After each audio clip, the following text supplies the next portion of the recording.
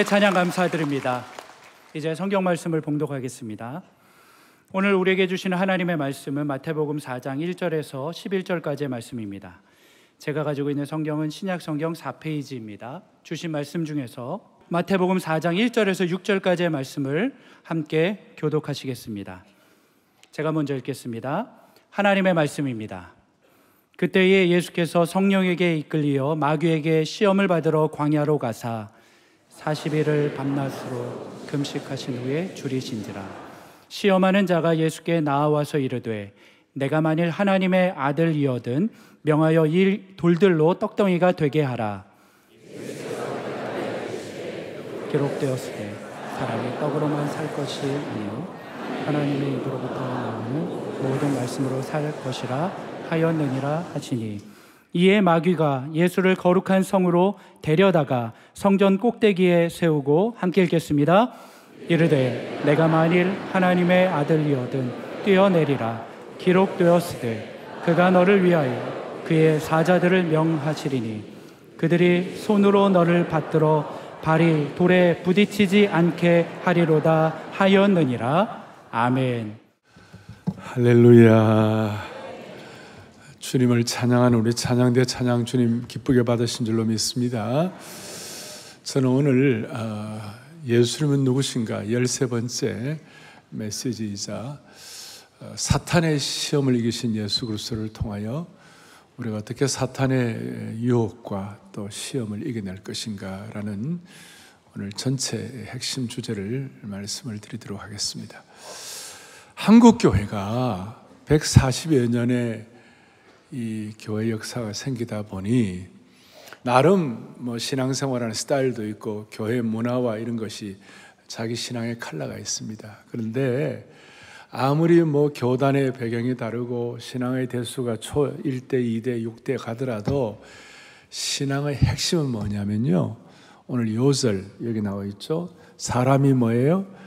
떡으로만 살 것이 아니요 하나님의 입으로부터 나오는 모든 말씀으로 살 것이니라. 스타일이 다르고 신앙의 노대가 다 달라도 핵심은 뭐냐면 떡으로만 살 것이 아니라 하나님의 입에 나오는 모든 말씀으로 살 것이니라. 여기에 이 말씀은 좀 독특한 건데요, 여러분 요한복음 1장 1절에 보면 태초에 말씀이 계시니라. 기억납니까? 이 말씀을 소위 우리가 로고스의 말씀이다, 영어로 LOGOS, 로고스의 말, 헬라어인데 로고스의 말씀이다 이렇게 하는데, 오늘 마태복음 4장 4절 오늘 본문에 이 하나님의 입에서 나오는 말씀으로 살 것이, 이 말씀은 우리 한글 성경 똑같은 말씀이지만 헬라 원어는 본래 이 원어는 달라요. 이게 뭐냐, 이 말씀은 로고스 정도가 아니라 여기는 레마의 말씀이다. 그래서 RHEMA, 레마의 말씀이다. 그러니 기록된 말씀 정도가 아니라 지금 나를 변화시키고 지금 나를 새롭게 하고 지금 나를 정말 하나님의 사람으로 무장시켜주는 살아있는 말씀이다. 따라서 오늘 이 말씀이 여러분들에게도 다 레마의 말씀이 되게 하여 주셔서 여러분들의 생각과 몸과 마음과 혼과 영과 골수와 관절을 쪼개기까지 하는 하나님의 말씀의 능력을 체험하기를 바랍니다. 오늘 본문은 이렇게 시작이 됩니다. 1절에 그때에 성령에 이끌려 예수님께서 마귀에게 시험을 받으러 광야로 가셨다 이렇게 나와 있습니다. 여러분, 한번 우리 예수님은 신성을 지니시고 주님은 완전한 창조주로서, 그런데 어떻게 완전한 창조주께서 피조물인 마귀에게 시험을 받으실 수가 있는가? 더더구나 지난 주일날 예수님은 세례를 받으시고 이제 공적 사역을 시작하기 전에 두 가지 하셨다고 그래서, 하나는 세례 받으신 것과 오늘 광야에서 마귀에게 시험을 받는 것이, 이 마귀의 시험이 도대체 무슨 의미인가? 이게 또 어떻게 된 것인가? 자, 예수님이 지난 주일날 세례식을 받으시고 너는 내 사랑하는 아들이요 기뻐하는 자라. 우리는 예수님이 우리의 사역의 롤모델이기 때문에 그 주님 따라가면 우리도 그렇게 될 줄로 믿습니다, 이거예요. 근데 우리가 믿는데 이게 예수님이 세례 받으시고 마치 대관식 한 것처럼, 위임식 한 것처럼 그렇게 하시고 바로 이어서 마귀에게 시험을 받으시는 거예요. 이것이 오늘 우리가 주님을 섬기는 우리들에게는 어떤 의미가 있겠는가? 첫 번째 시험이 뭡니까? 이 40일 동안 드시지 않으시고 줄이셨다. 특별히 누가복음 4장에 보면 여기에 대해 좀 더 자세히 설명하고 있는데 아무것도 드시지 않아가지고 아주 심하게 줄이셨다 이렇게 나와 있습니다.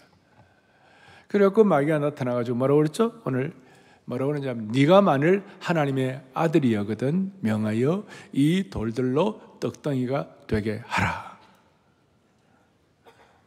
자, 여기에 대한 많은 해석들이 있지만 마귀가 지금 예수님이 하나님의 아들인지 알아요, 몰라요? 알아요. 그러니까 예수님은 지금 오늘 이 광야에서 시험 받으실 때 40일을 줄이시고 금식을 하셨는데 40일 금식하는 건 예수님의 신성을 갖고 하신 거예요? 인성을 갖고 하신 거예요? 완전한 인간의 몸을 입으시고, 물론 죄는 없으신 분이지만 인간의 몸을 입으셔가지고 완전히 인간의 몸을 입으시고 주님이 금식을 하시고 40일 동안 줄이셨는데, 하나님의 아들이라면 너 줄인 거 그거 아무것도 아닌 것처럼 해가지고 나중에 주님이 오병이어 역사도 일으키고 하는 거니까 그냥 통과하라 이거예요. 그냥 적당히 넘어가라 이거예요.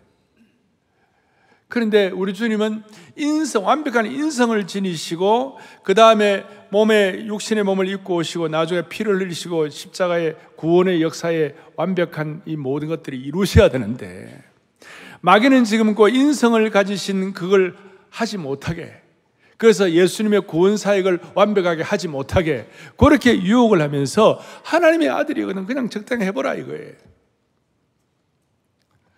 주님은 인성을 가지시고 굶주리시고 그렇게 하셨는데 이 모든 시험을 주님 뭐라고 말씀하시니까 오늘 다시 4절에 뭐라고 되어 있습니까? 기록되었으되 사람이 뭐예요? 떡으로만 살 거예요. 떡만이 아니다. 하나님의 백성들은 하나님의 입으로 나오는 모든 말씀으로 살 것이니라. 지금 우리를 변화시키고 지금 우리를 새롭게 하는 소위 RHEM의 레마의 말씀으로 살 것이니라. 이렇게 이제 첫 번째가 되어 있고, 두 번째 시험이 뭐냐면 5절에 보니까 마귀가 예수님을 예루살렘 성전 꼭대기에 세우고 6절에 이에 너가 만일 하나님의 아들이여거든 6절에 뭐라고 했어요? 뛰어내리라. 기록되었을 때 그가 너를 위하여 그의 사자들을 명하시리니 그들이 손으로 너를 받들어 발이 돌에 부딪히지 않게 하겠다. 뛰어내려도 너 괜찮게 할 것이다. 자, 너무나 예수님께서 기록된 말씀으로 이겨내니까 사탄 마귀가 뭐냐면 기록된 말씀을 가지고 또 유혹하고 공격을 하는 것이. 오늘 이 말씀은 시편 91편에 있는 말씀을 가지고 인용을 했어요. 11절 12절에 자, 그가 너를 위하여 그의 천사들을 명령하사 너의 모든 길에서 너를 지키게 하심이라. 그들의 손으로 너를 붙들어 발이 돌에 부딪히지 않게 하리로다. 지금 사탄은 이 말씀을 가지고 뛰어내리면 나 안 죽는다 이런 식으로 유혹하는데 사실은 뛰어내림이 목표가 아니라 시편 91편에 나오는 이 말씀은 인생의 순례길에서 한평생 살아가는 동안 하나님이 너를 지켜주시리라 이런 뜻인데, 사탄은요 너의 모든 길에서 요 말을 쏙 빼버렸어요. 그랬을 때 7절에 뭐라고 되어 있습니까? 7절에 예수께서 이르시되 또 기록되었으되 주 너희 하나님을 시험하지 말라. 이렇게 하시고 이제 제일 장엄한 세 번째 이제 또 시험을 이기시는데 세 번째는 다음 주일에 하겠습니다. 자, 이제 앞에는 이 두 가지를 우선 놓고 오늘 우리가 차근차근 레마의 말씀으로 지금 나를 움직이는 살아계신 하나님의 말씀으로 우리가 받으려고 합니다. 오늘 첫 번째 생각할 것, 첫 번째 사탄의 존재를 실제적인 존재를 깊이 인식을 해야 합니다. 요즘 AI 시대에, 인공지능 시대에 무슨 사탄이냐 이렇게 생각할 사람이 있을 것입니다. 그래서 많은 사람들이 악마도 없고 사탄도 없다고 말합니다. 그저 악한 정신이나 악한 영이나 악한 기운 정도만 있다고 존재한다고 생각합니다. 이런 사람들의 눈에는, 여러분, 눈에 보이지 않는다고 해서 없는 겁니까? 곰팡이가 눈에 보이질 않는데 곰팡이 놔두면 어떻게 됩니까? 부패하게, 음식을 부패하게 만들고, 세균은 그냥 눈에 보이지 않는데 그냥 놔두면 병 걸리는 거예요. 여러분, 부모의 사랑 눈에 보이지 않지만 우리가 확실히 있는 것입니다. 맞습니까? 안 보인다고 존재하지 않는 것이 아닌 거예요. 따라서 사탄이 눈에 안 보인다고 없는 것이 아니에요. 성경은 분명한 용어로 사탄에 대해서 수없이 자주 말씀하는 거예요. 170번 이상.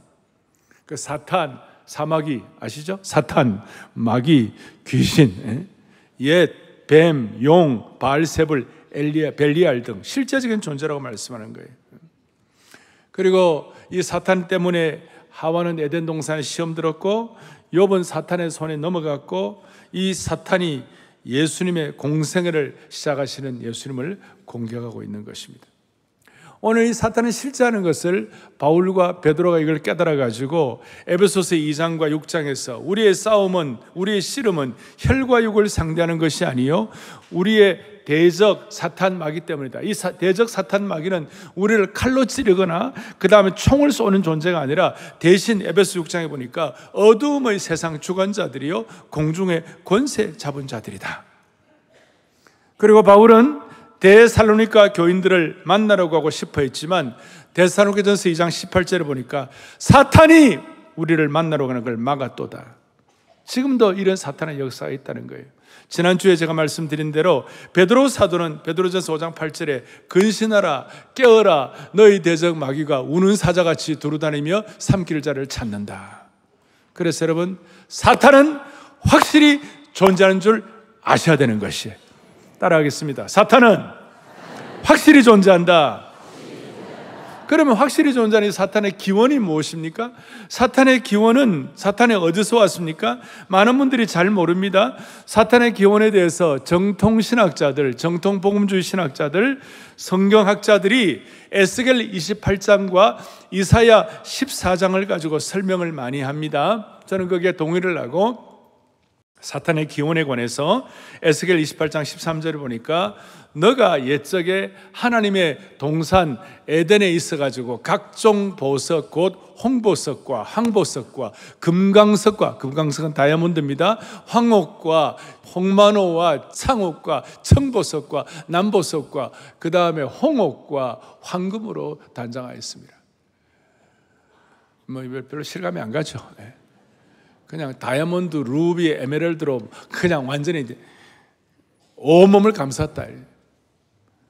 너가 지음을 받던 날에 너를 위하여 소고와 비파가 준비되었다. 그리고 그 음악 기계를 해가지고요, 소리가 얼마나 선율이 부드럽고 아름답고 목소리가 좋은지 그 좋은 목소리에 하와가 홀딱 넘어가 버렸어요. 그 정도예요, 그 정도. 아름답고 부드러운 교향곡 같은 깊은 선율의 목소리를 가지고 가진 최고의 피조물이었어요. 오늘 또 14절에 보니까, 에스겔 28장 14절에 보니까 너는 기름 부음을 받고 지키는 그룹임이여 내가 너를 세우매 그 다음에 너가 하나님의 성산에 있어서 불타는 돌들 사이에 왕래하였도다. 아주 위험 있고 고상한 것처럼 보이고 15절 보니까 너가 지음을 받던 날로부터 너의 모든 길에 완전했다 그랬어요. 너무나 멋있어 가지고 빛나는 섬광의 불처럼 보이고 너무나도 존귀하게 보였다는 겁니다. 그런데 15절에 보니까 뒤에 마침내 너에게서 불의가 드러났도다. 16절에 너가 범죄하였도다. 너 지키는 그루바 그러므로 내가 너를 더럽게 여겨 하나님의 산에서 쫓아냈고 불타는 돌들 사이에서 멸하였도다. 자, 이 사탄의 기원에 대해서 에스겔 28장에서 말씀하라고 이어서 바로 이사야 14장에 이어서 이사야 14장 12절에 너 아침의 아들 계명성이여. 원래 계명성은 좋은 건데 이때 사탄의 역할이 잘못되었어요. 너 아침의 아들 계명성이여 어찌 그리 하늘에서 떨어졌으며 너 열국을 얻은 자여 어찌 그리 땅에 찍혔는고 어찌하여 타락하였느냐 이런 뜻이에요. 하나님처럼 높아지려고 하다가 미끄러진 천사가 바로 사탄이라는 것입니다. 포인트가 뭐냐면 하나님의 보좌를 지키기 위하여 가장 아름다운 것으로 루비와 다이아몬드와 에메랄드로 온 머리를 밝게 치장을 하고 천사 중에 천사장으로 아주 너무나 찬란한 이 영광스러운 피조물인 이 천사가 교만하고 높아져 가지고 나는 왜 하나님처럼 될 수 없냐, 나도 하나님처럼 될 수 있지, 하나님처럼 될 수 없겠는가 하다가 나락으로 떨어진 것이 바로 사탄의 기원이고 죄악의 탄생이라는 것입니다. 하나님 앞에서 교만해지고 높아진 마음에서 나온 것입니다. 그래서 결국 나와가지고 사탄의 왕국을 만들었습니다. 다시요, 사마귀, 사탄, 마귀, 귀신, 소위 어두움의 왕국의 지배자가 되었습니다. 하나님의 빛의 왕국에서 사탄의 어둠의 왕국의 지배자가 된 것입니다. 이걸 지금 우리식으로 표현하면 하나님 없이도 내 마음대로 내가 모든 것을 할 수 있어. 하나님 없이도 내가 독자 생존이 가능해. 그리고 좀 더 깊이 들어가면 내 자존심과 프라이드를 내가 끝까지 지켜야지, 내 자존심과 프라이드가 제일 중요한 거야, 이런 식으로 하는 것 자체가 사탄의 유혹에 시험을 받은 것이.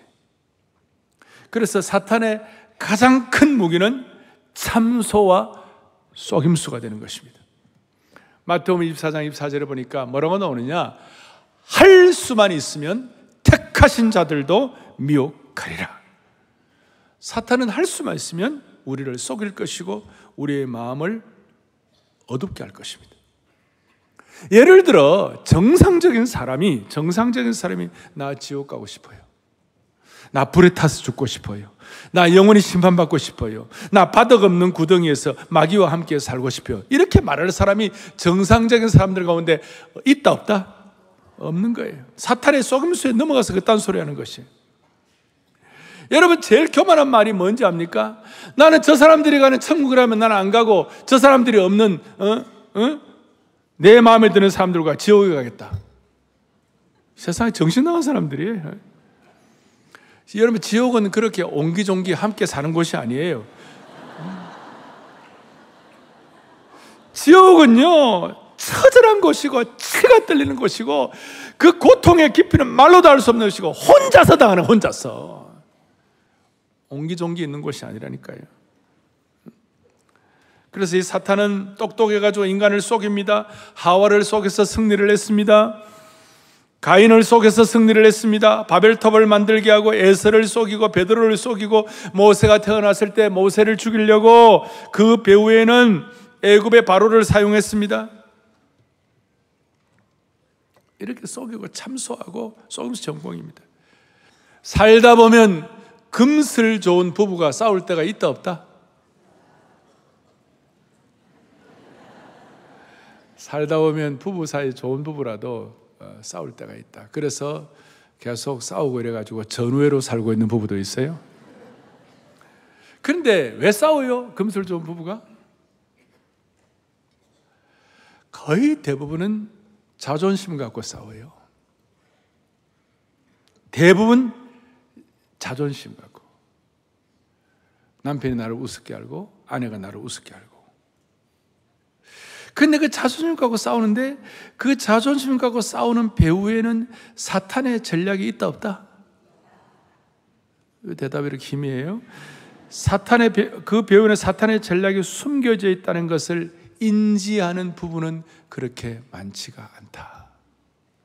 더구나 감정이 격해져 있을 때는 아예 생각도 안 난다. 그래서 신앙 안에서 성숙한 부부는 싸우더라도 파국까지는 치닫지 않는 것입니다. 생각해 보십시오. 당신이 없으면 나는 못 산다 그러고 죽느니 사느니 그러고 너무 좋아가지고 그렇게 빵긋빵긋 웃으면서 정말 without 우리 아내가 없으면 나는 어떻게 하루라도 살아갈 수 있을 것인가 이렇게 생각하면서 그렇게 했는데 정말 가까운 사람들끼리 정말 어려워지는 거예요. 원수도 그런 원수가 없어. 그럴 때마다 마귀가 뒤에서 팔짱을 끼고 회심의 미소를 날리고 있는 것이, 마귀의 참소는 참남한 미소를 띠고 있는 것이. 그래서 어려울 때마다 마귀의 참소를 생각하고, 절대로 상대방 남편이나 아내가 화가 난 채로 잠자리에 들지 않도록, 해가 지도록 분을 품지 않도록. 이건 하나님 말씀이니까 여러분 그렇게 하셔야 되는 거예요. 부부싸움에 딱 한계가 딱 있는 거예요. 절대로 그날 밤을 넘기면 안 돼. 또 대답 아무도 안 하는 거 봐요. 절대로. 여러분, 넘기면 간이 상하고 뇌가 상하고 장이 썩습니다. 사탄의 미혹에 넘어가지 아니하고 하나님의 영광을 위하여 성숙한 사람이 먼저 사과를 해야 하는 것이에요. 미안하다고 해야 되는 거예요. 절대로 그럼 뭐가 미안한데 그래서 그딴 소리 하면 안 되는 거예요. 나 오늘 암예배 마치고 나오니까 어떤 사람들이 이것만 머리에 남는데, 지금 이것만 머리에 남더라도 여러분 너무 중요한 것이에요. 나는 사랑의 교회에 속한 모든 영가족 부부들이 정말 주님 안에서 성숙하고 하나님의 영광을 위하여 쓰임받는, 그리고 아름다운 그런 부부의 삶이 이어지기를 바라는 것이라는 거예요. 제가 오늘 부부의 예를 들었는데, 결혼 안 하신 우리 자녀들, 부모 자녀 간에도 마찬가지고, 직장에서도 마찬가지고, 형제끼리도 다 마찬가지예요. 그래서 우리가 파국으로 가려고 할 때 우리는 마귀의 유혹을 기억하고 우리를 위하여 피 흘리신 십자가의 사랑을 기억해야 이길 수가 있는 겁니다. 다른 방법은 없습니다. 여러분, 싸워가지고 이겨가지고 부부 사이에 자존심이 만족되면 좋습니까? 여러분들의 자존심이 피를 흘리는 사람이 승리하는 사람이 될 수가 있는 거예요. 말이 너무 빨라가 못 알아들었죠? 내 자존심이 그리스도의 십자가를 생각하고 내 자존심에 피를 흘리는 사람이 승리하는 사람이 되는 거예요.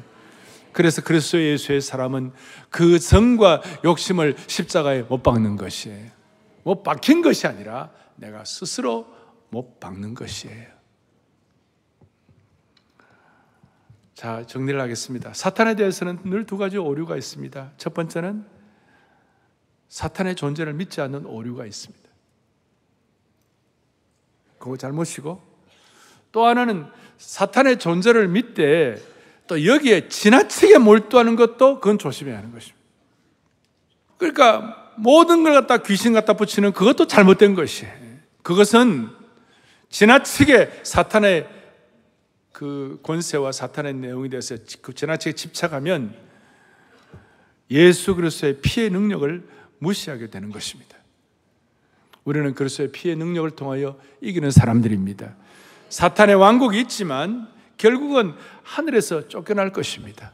요한계시록 12장 9절에 뭐라고 나와 있는가? 큰 용이 내쫓기니 옛뱀 곧 마귀라고 하고 사탄이라고도 하는 것이 온 천하를 꿰는 자고, 이렇지만 그가 땅으로 내쫓기니 그의 사자들도 그와 함께 내쫓기니라. 다 쫓기게 될 거예요. 사탄의 일파와 무리들이 다 내쫓기게 될 것이에요. 더 이상 천국에는 사탄의 자리가 없는 것입니다. 하늘에 전쟁이 일어나는데 미가엘과 그의 천사들이 용과 싸우면서 쫓아낼 것입니다. 그래서 결국은 요한계시록 12장 11절에 다 같이 또박또박 같이 보겠습니다. 어린 양의 피와 자기들이 증언하는 말씀으로 그를 이겼다. 아멘. 딱 두 가지입니다. 보혈의 능력과 말씀의 능력으로 이겨내는 것입니다.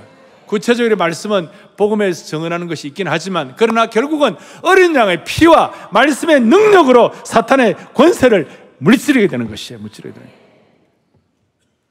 자, 오늘 이걸 여러분들이 잘 정리를 하시고, 또 하나는 복음의 역사가 강할수록, 생명의 역사가 있을수록 사탄의 시험도 늘 있다는 것을 기억해야 하는 것이에요. 우리가 사탄의 권세에 너무 집착할 필요는 없지만 우리가 인지해야 할 것은 뭐냐면, 죽은 자, 아무것도 안 하는 자, 그냥 헤매는 자, 사탄은 안 건드립니다. 자기 왕국에 있는데 왜 건드립니까? 그런데 복음의 역사가 강할수록 예수님의 탄생이 너무 중요하니까 그 동방박사가 와서 경배를 하려고 하니까 사탄은 헤롯을 시켜가지고 동방박사에게 별이 어디서 어떻게 왔냐 물어보고 자기도 경배한다고 그랬어요. 다 죽여 없애려고 사탄이 역사하는 것이에요. 부지런히 역사하는 거예요. 오늘 본문에도 사탄이 언제 나타났습니까? 예수님이 위임식 하시고 그 다음에 성령에 이끌리심 받고 승리하시고 이럴 때 사탄이 와가지고 실제적으로 강력하게 공격하는 것이에요. 하나님의 영이 강하게 임할수록.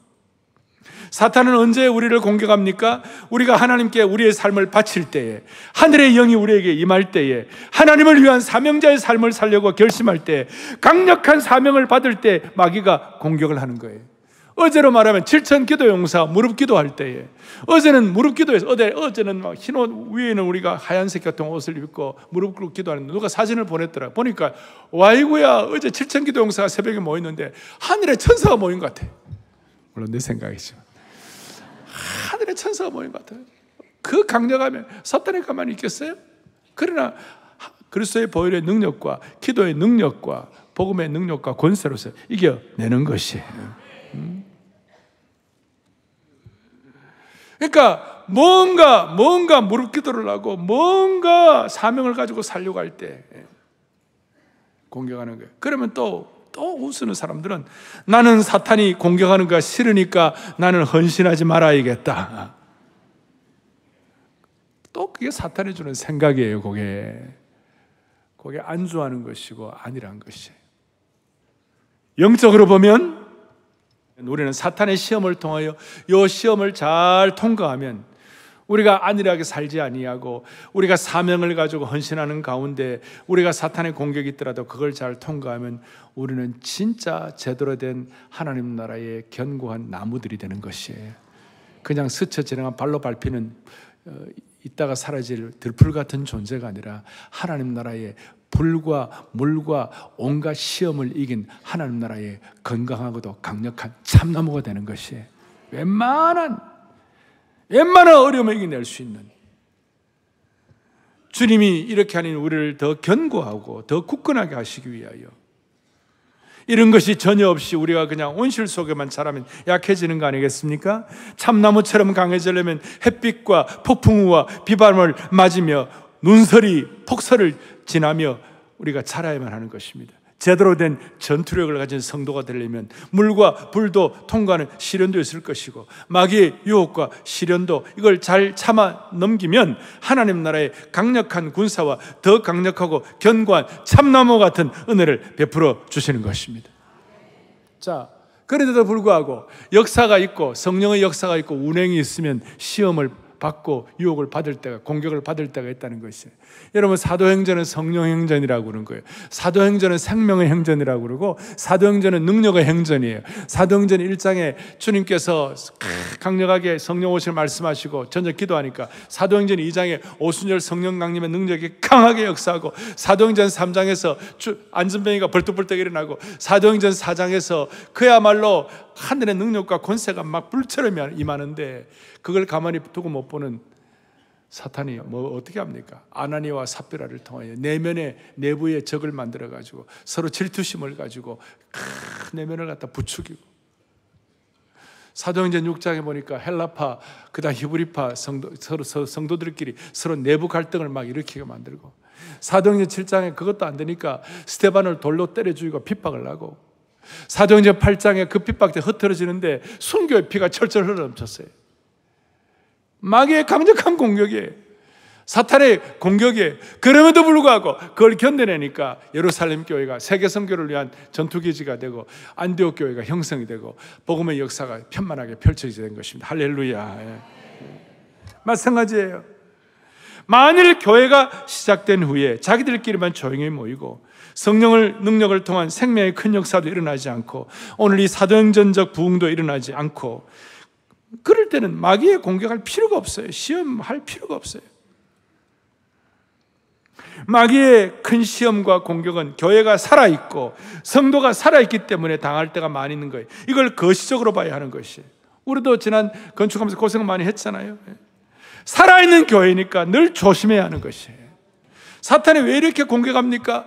왜 이렇게 공격합니까? 이유가 뭡니까? 영적으로 살아있는 교회, 살아있는 성도는 사탄의 왕국과 사탄의 영향력을 약화시키기 때문에, 자기 왕국의 약화를 그냥 놔두는 사탄이 어디에 있겠어요?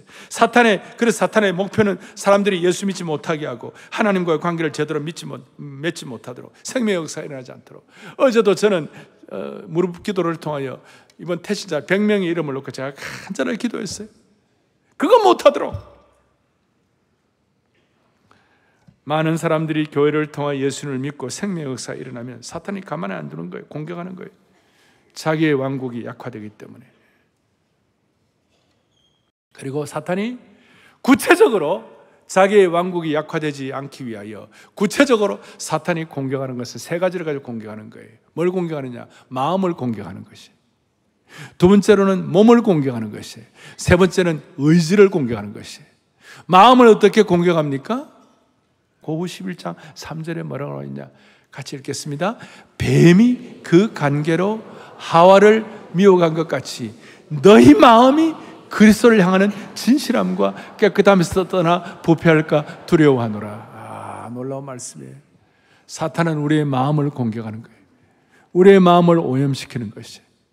저는 주님 앞에 서는 그날까지 사랑의 교회 모든 성도들과 부족한 종인 목회자인 제가 끝까지 마음을 순전하게 고수할 수 있는 능력을 주시기를 바라는 것이에요. 마음이 공격받으면 안 되는 거예요. 그럴 때 지켜야 되는, 마음을 지켜야 돼요. 두 번째는 몸을 공격합니다.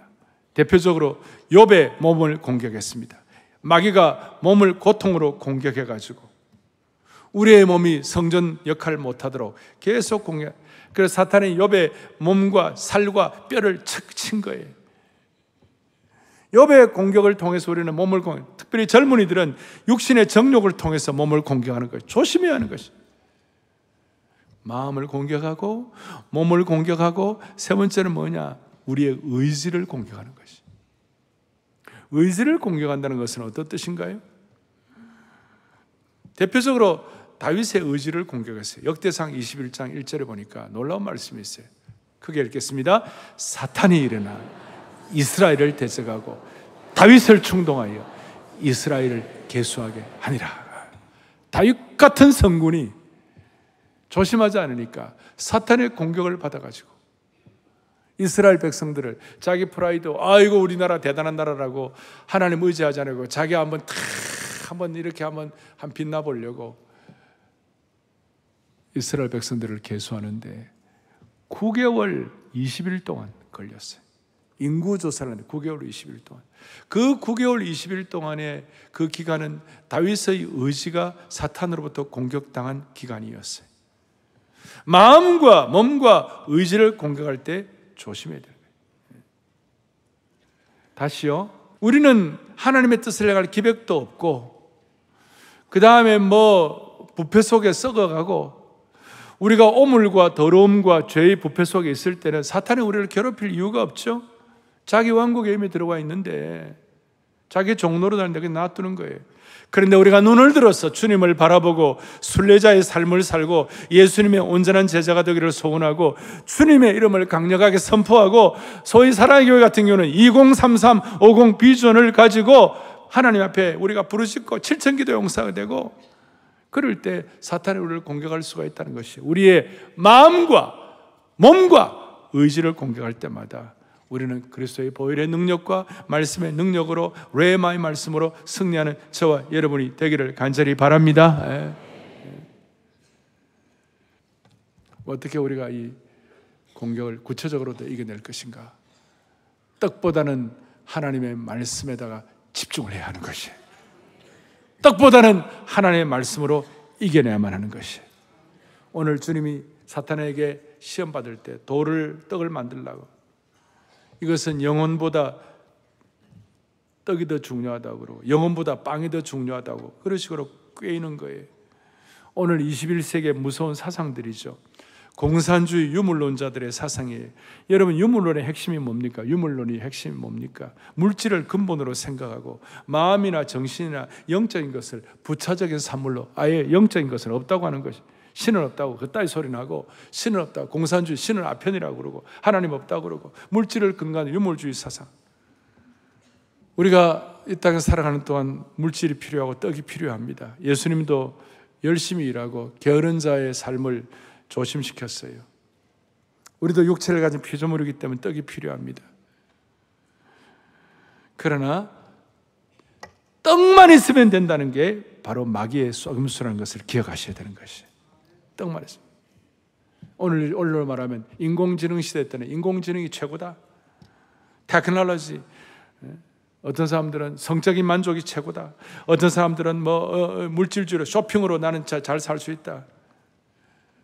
과거에는 철학적 무신론자들이 하나님이 없다고 외쳤는데 지금은 실용적 무신론자들이 하나님은 없다고 외치는 거예요. 실용적 무신론자가 무슨 뜻인가? 실용적 무신론자들은 현대의 기업가, 판매업자, 기술가, 소위 프로페셔널 이런 얼굴들을 하고 하나님은 실제로는 없는 거야. 그리고 지금은 하나님이 있다 없다 사탄 그런 얘기 할 때도 아니고 그럴 걸 다룰 상황도 아니라고 그러면서 소비주의, 세속주의에 물든 세상을 향하여 사람은 떡만 있으면 된다고.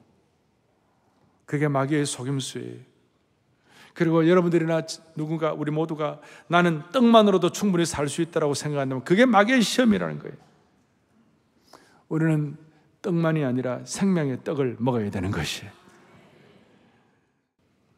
제가 이렇게까지 말씀드린 이유는 우리의 생에 꼭 떡으로만 살 것인가 아니면 하나님의 말씀으로 결정할 것인가 그걸 결정해야 할 시간들이 늘 온다는 것이에요.